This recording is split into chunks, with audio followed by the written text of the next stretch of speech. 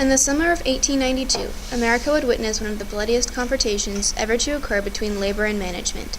The Carnegie Steel Empire was at the height of its power when a disagreement over wages with the Amalgamated Association of Iron and Steel Workers erupted into a fierce battle at the Homestead Works along the Monongahela River near Pittsburgh.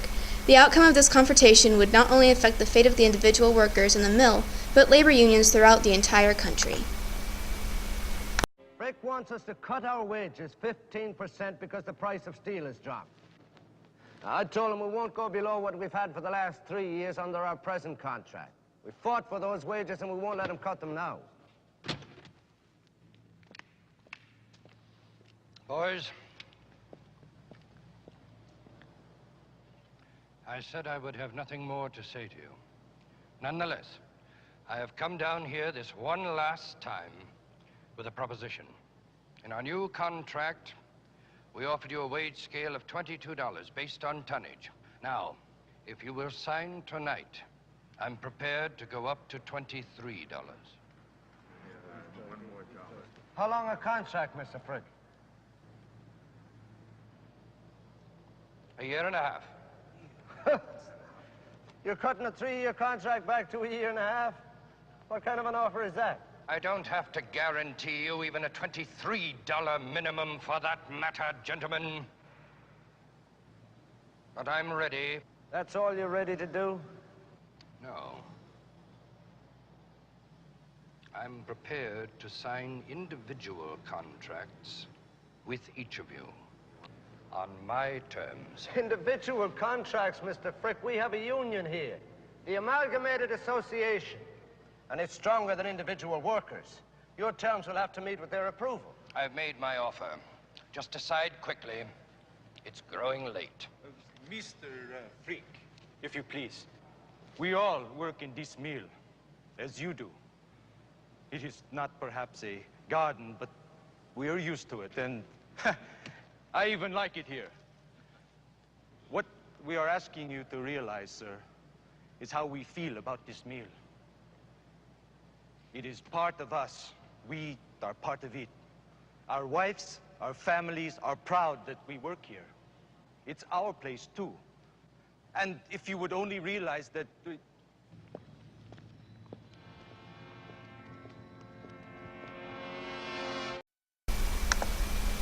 The trouble began early in 1892. The two sides needed to negotiate the contracts of the workers, which were set to expire at the end of June. Plant owner Andrew Carnegie and the plant manager Henry Clay Frick gave the union a contract to review. It included a substantial pay cut for some of the positions, as well as a proposal to push the expiration of this new contract back to the beginning of January 1894. They cited the falling prices of steel and the reduced wages, claiming that workers' pay would increase if the prices were up, so they should decrease when the prices were down. The union rejected this proposal outright and refused to take pay cuts for any workers.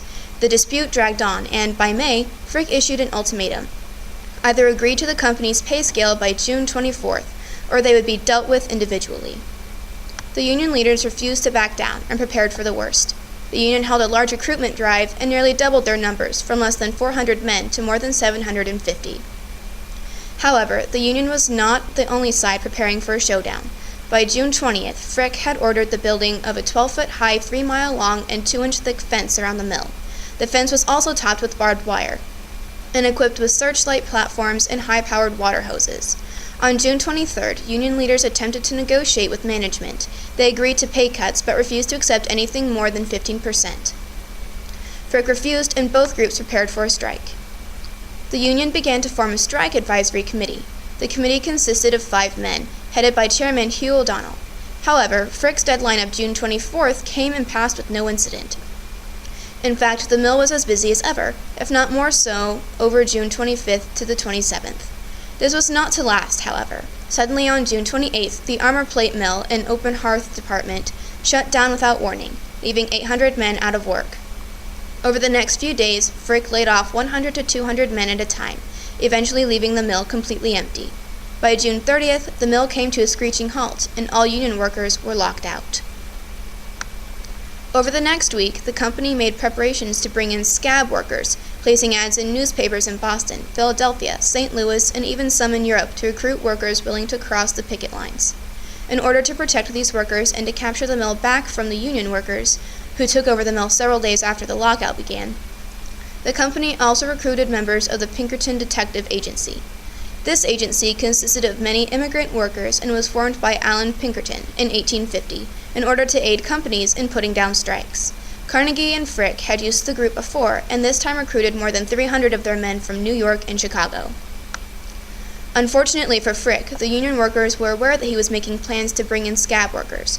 Workers patrolled the Monongahela River, as it was the easiest way to move large numbers of people into the mill. They also stood guard at the mill itself and established warning systems around Homestead and Pittsburgh.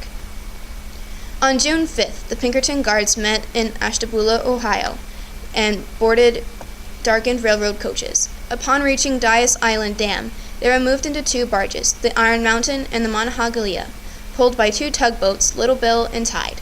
They were armed with Winchester rifles. By 2:30 in the morning of July 6th, the strikers were aware of the Pinkertons' move down the river as the men on guard duty spotted the barges passed under the Smithfield Street Bridge near downtown Pittsburgh.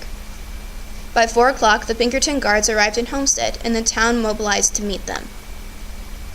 The events that would follow the Pinkertons' arrival would go down in history as the Battle of the Monongahela, and would make the Homestead Strike vastly different from the most strikes that had come before.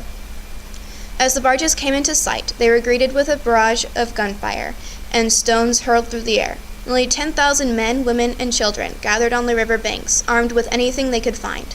Some carried firearms dating from the Civil War, but many others grabbed anything they could, from sticks, stones, and even clubs made from boards pried off fences. Despite the gunfire, the barges pressed on, reaching the entrance to the mill near dawn. As the barges pulled up to the entrance, the strikers began to charge the fence that Frick built around the mill. In a matter of minutes, it was flattened, and thousands of strikers and their supporters poured into the mill to meet the Pinkerton Guards. They were then met by a captain of the guard, Charles Nordrum, who took the crowd that they were not looking for trouble as he pulled down the gangplank. The crowd, however, seemed little inclined to believe him, as another round of chaos ensued. As no Pinkertons had yet been hurt, Nordrum told his men not to return fire. Over the din, the Pinkerton commander, Frederick H. Hind, told the strikers that his men would take control of the mill. However, the strikers did not take this announcement well.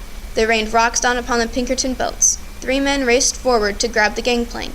2 took hold of either side, while 1 lay over the end. As Hind attempted to step over the man, he was shot in the thigh, which knocked him backwards, and the strikers opened fire once more. This fresh round of gunfire killed 1 and wounded 4 more Pinkerton guards. Now that the blood had been spilled, the Pinkertons retaliated. More than 30 strikers and sympathizers died.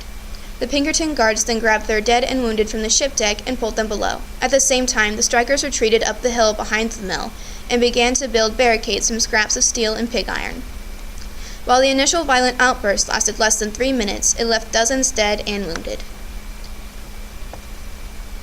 For the next several hours, blasts of intermittent gunfire echoed through the air. The confrontation seemed to have come to a stalemate, with both groups struggling with their own dilemmas. The Pinkerton Guards needed a way to reach the shore to take control of the mill, and when the violence of June 6, 1892 was ended, the strike continued on. Finally, on July 10th, the troops that the sheriff had cried for so desperately during the battle arrived. The more than 8,000 men imposed martial law on the town of Homestead and took back control of the mill. In the months that followed, the company brought in scabs to reopen the mills. The strike had many consequences in several sectors of life. For the first major incident on July 6th, the media had taken hold of the story, causing major sensations throughout the country, sparking debates that would rage for months. Along with these debates over the relationship between labor and managers, the public opinion of Carnegie came under fire. While he had left for Scotland in May, he had not returned before the battle. It was obvious that he was in close contact with Frick throughout the whole strike.